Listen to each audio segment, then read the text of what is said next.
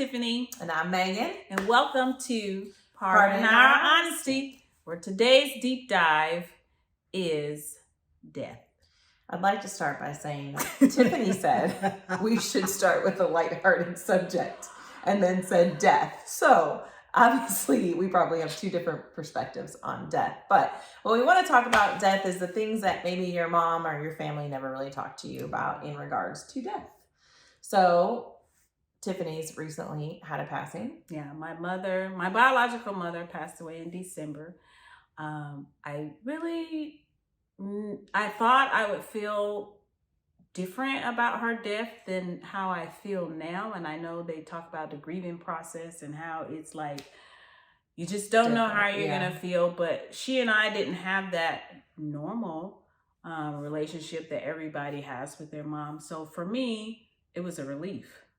Like, I'm no longer going to have the person calling, screaming at me, telling me, you need to go do this, you need to bring me this, or you need to call up here and fix these people. I no longer had to worry about her mental health, who was taking care of her, were they doing it well? It just stopped the anxiety of, okay, today is going to be one of those days that she's going to call me, get me frazzled, and then my rest of the day is shot. So I know that's not everybody's experience because most people have some semblance of a close relationship, and that might not even be the case either. But for me, dealing with this has been very interesting. Yeah, it's interesting for me to hear her talk about it because my dad died 5 years ago, and for me, it was anything, but a relief. It came very quick, very fast. And my dad and I talked almost every other day, and we had that bond, and now you just feel like that person's missing. Yeah. But I think the one thing that nobody ever really talked about, especially I didn't start experiencing death until I was an adult, like, 30s, 40s. Yeah. And nobody tells you, like, what is quote unquote, quote, normal? Like, should you be sad? Is it okay to be relieved? What does that look like for your family members? And I think the biggest thing I learned is until I experienced death, I couldn't relate to anybody. Yeah. Like, nobody taught me how to be like, are you okay? Or do you need it? Like, I'd always just say, I'm sorry. Yeah. And then you lose somebody, and then you're like, why do people ask that? What are you going to do? But I mean, yeah. And I for me, I was like, did you not know what kind of relationship we had? So why are you even asking me that? Especially because it was just so different than what everybody expects. And then what do you say to somebody like me? Right. Because it's true, because you didn't have, for me, it was a huge emotional thing. For you, it was different because you did not have the healthy, I guess, quote unquote, relationship with your mom. Mm-hmm. And so what do you say when you know that? You lost a permanent figure in your life, whether they're good or bad. Yeah. You lose a figure in your life that you were used to, good or bad, having them there. But it's not like, oh, Tiffany, I'm so sorry. I know this, but it's more of like, you're right. What do you say? Because it's a loss, but it's not like you couldn't get out of the bed type of loss. Yeah. So I think that's the other thing is, how do you deal with people? What if you don't know? Yeah. Like, say people at work, they didn't know necessarily your relationship with your biological mother. And so, they're probably like, I'm so sorry. Yes. And you're like, yes. And that was during Toys for Tots season. Right. And so at first, this is just being raw and real, I felt like I couldn't come and help because everybody is expecting me to have this sad, melancholy demeanor because she passed away or she was in the hospital. I think she was in the hospital for like 2 weeks. And so I stayed away and stayed at the house, but in my heart, I felt like I was betraying myself because what I would have been doing if I hadn't let what society says is what you're supposed to do, I would have been right there at the warehouse saying, let's get it, let's do it. That's a perfect thing, though. That's the real part, is that people respond the way they think they're supposed to respond because of what we're afraid of, what people are going to judge us. So, like, if you would, even though we would have, we love you there, we know, but like, you're right. If you would have showed up day one, you're thinking people are judging you, like, why, her mom just died, how is she here, and why is she working at Toys for Tots? Because Tiffany runs Toys for Tots in our local area. So like I get that. And I think that's the crazy part is how much society affects our decision making, especially in times of death, grief, anything. Like really, I would feel like it made it harder for you not being at Toys for Tots Yeah, because it then did. emotionally you're here wanting to be there and you're, I don't want to say pretending to grieve, Yeah. but you're being, I was pretending. you're being forced to look like you're doing something you're not because you didn't want people like judging you for not being sad. Yeah. But why do we do that to people? Because honestly, most people don't know our relationships. Like, you don't know if I'm super, I mean, you do, you're close to me, but most, let's say general public, they don't know if I'm super close to my mom or my dad. They don't know if I've been abused or if I've been held up on a pedestal. Like, they don't know. So why do we automatically watch somebody go through an illness or die and we're like, why aren't they doing this? Why aren't they should be doing this and they should be doing that. Like, why do we do that to people? I don't know. I think it's mainly because that's what we've been taught. So like, even if we didn't talk about the subject in our family, you went to funerals, and like you said, I didn't really experience like a death that could affect me until I guess 2020 when my mother-in-law passed away. And I was really sad because she was super sweet to me. And even now I think about her and I get emotional because I knew she cared about me. But like you're saying, even if the person didn't give two shits about you, you know, our culture says you're supposed to go there and you're supposed to be so sad and crying and falling out.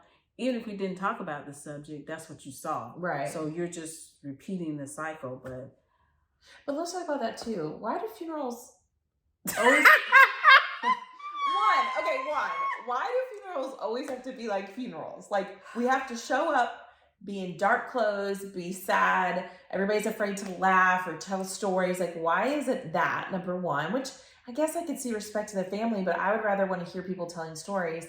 And two, why do people show up to pay respects, but the person's dead? Like, I don't know how else to say that. They're paying respects to the dead, but like, where were you the last 1, 2, 3, 4, 5 years? Like, so, I don't understand that. That's something I struggled with a lot because Megan knows, but you guys don't know. My mother was schizophrenic. And so she was mentally ill all my life. And I dealt with all the crazy, the freaking crazy. But her family knew something was wrong with her way before she had us. And so later in life, all my life, I'm not going to say later in life, all my life, I expected them to be there for us and for her, and they weren't. And so for them to show up at the funeral, I was like, what? And wanting things, like wanting to do certain things. Where the heck were you guys? But most of them didn't come to the service here, because you were there. But they did have another service in her hometown, and all of them showed up there. So for me, that was very hurtful, because why do you need a separate service when I just had one here to honor her? So in my anger, I did not go, because I felt like that was fake.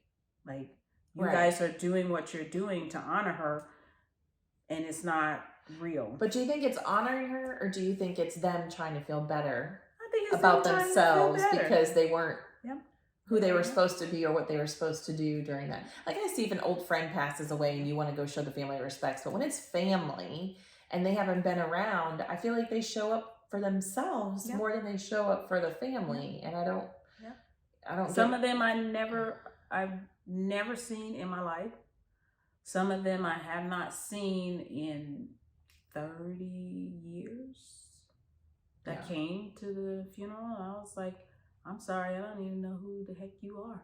So what would you, if you were sitting with your kids and you have to talk about death or funerals or any of that, what is something that you would tell them that wasn't spoken to you? Like, what would you? One, I would say, I'm going to write out what my desires are for a service. I think for me, talking about what I want at the end takes the emotional stress and burden off of them. I'm going to let them know I've already prepaid for my service, And I want them to have a party and have fun and Yes, I agree. Like, live it up. Don't. You can cremate my body. I know that's taboo, especially in the Black culture. I don't know. Is it? Yeah, because where's your soul? You burned it up. So how it's gonna go to heaven when Jesus come back? But your soul floats out, right? Like, no, they don't. I didn't know that. Yeah, they don't do that. Okay. So cremation. If y'all want to cremate me, go right ahead. I don't care. But I want it to be more of a celebration, not like you said when you came to the chapel. You saw this. Oh, everybody's so sad. It's so beautiful. No, celebrate my life and what I did to help other people. And don't spend a whole bunch of money on no ding dang funeral. And I have everything already written out about what I want for my service. Yeah. I think I would tell mine is you don't have to be sad if you're not sad.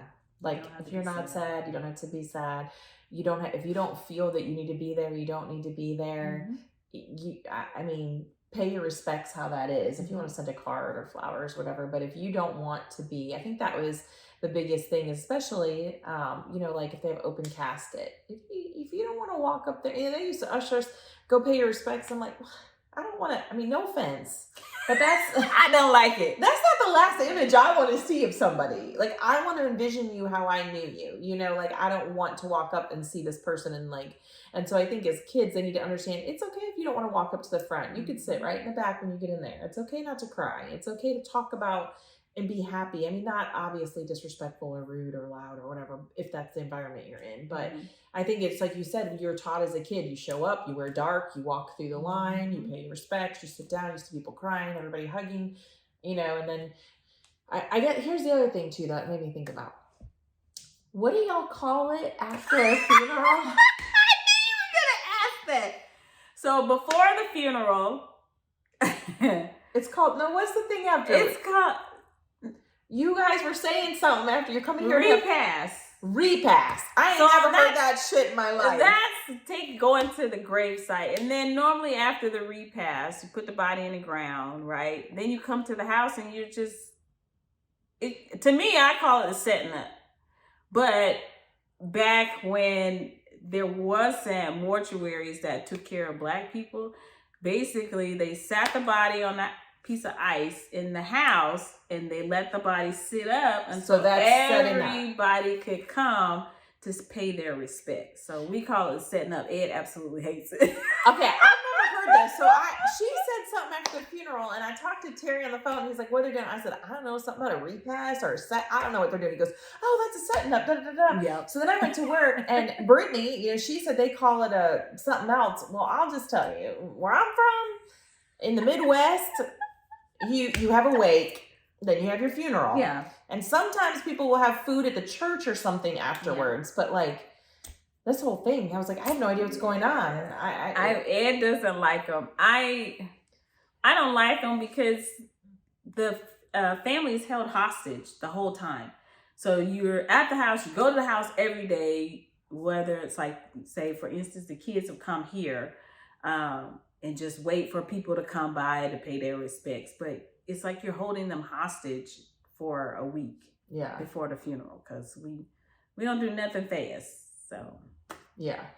That's what I found it interesting how different, I mean, I guess not even cultures, but just the South from the Midwest with funerals and all that good stuff. Like, I mean, we did have graveside, you know, burials and stuff too, but the repast or whatever, the setting up was like a new thing for me. But I think the other thing too is being able to talk openly about it. Cause like when my dad died, we could all talk very openly, but my niece does not. And I think that's going to long-term affect her because she's not processing, because she lived with them for a while and was very close to them.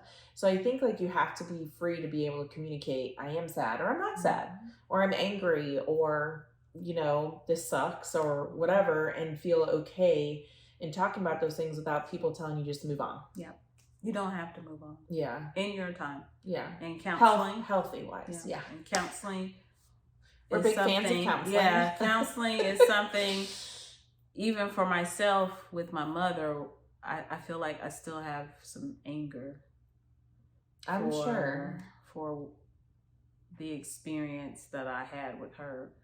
And I think that's something different too. You know, when you have a, lack of better words, trauma, lifestyle with your mother or whoever is passing, I think it's a harder thing to pass because maybe you do have like anger or almost like, I don't want to say she got out easy, but like you still have unanswered things or maybe things you dealt with and now you don't have that person there to like deal with it, basically. Yeah. And I think for me it's a little bit of insanity because I know darn well she would have never been able to answer none of the questions. Right.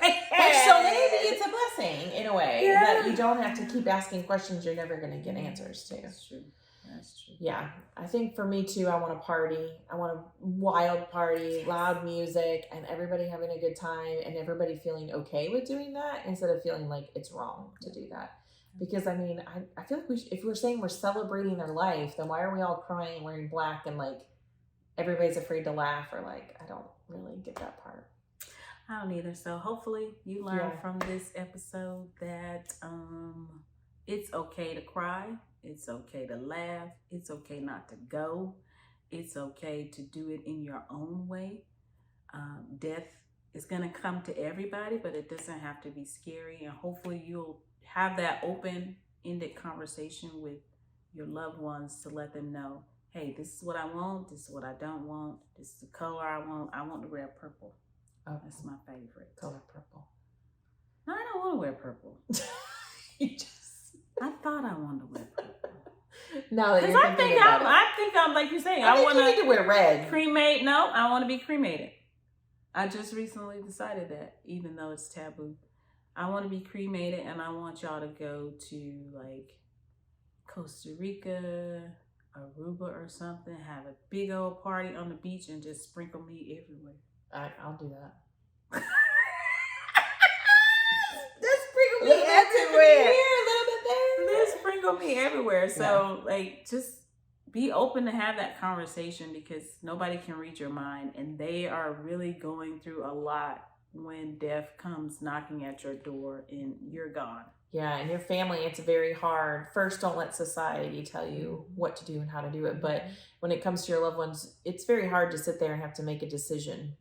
You know, do we do this or do we not do that? What would they want? What do I want? And it's really not about you at that point. It's, you know, more about, and if you don't leave people instructions, then, you know, you're leaving actually a bigger burden on them to make those choices. So same with if you don't want a funeral, you know, make sure your family knows that. My dad didn't want a funeral, so we didn't have a funeral. I do think that's hard for closure because there's not that event to kind of mark the end, but you know, you have to obey people's wishes when they write them down. So I'd highly recommend talking to your family, writing it down, and letting them know it's okay however they deal with whatever they're dealing with. My mother-in-law, her death was sudden, and we were like, what?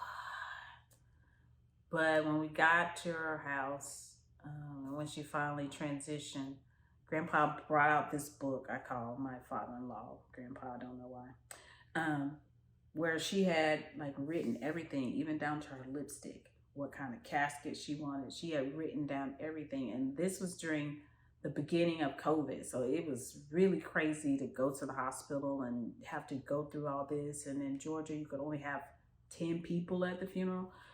So that, I think, helped Ed, his dad, and his brother get through that easier because they didn't have to think. They didn't have to make the choices. They didn't have to think about even down to her lipstick color. Yeah. So yeah, I think it's important that we have that dialogue.